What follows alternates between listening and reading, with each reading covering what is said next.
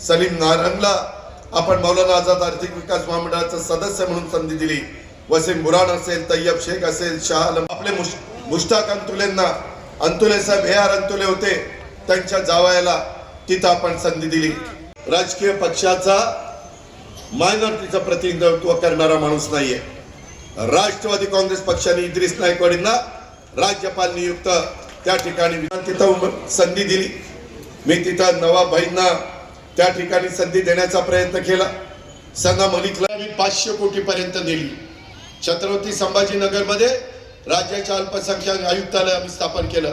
प्रत्येक जिल्ह्यामध्ये आता अल्पसंख्याकपणा दूर करण्याच्या करता जसं आमच्या मागासवर्गीय समाजाच्या करता योजना आहे, जसं आमच्या आदिवासींच्या करता योजना आहे, भटक्यांच्या करता योजना आहे, तशा अल्पसंख्याक समाजाच्या करता आम्ही त्या ठिकाणी योजना आणलेल्या आहेत। आणि त्याच्यातून जसं शिवरात्रीची यात्रा असो किंवा उल्हासाचा उत्सव असो, दोन्ही ठिकाणी आमचे आणि बंधुभाव हे उत्सवाचं सर्वात मोठं वैशिष्ट्य आहे। ते अतिशय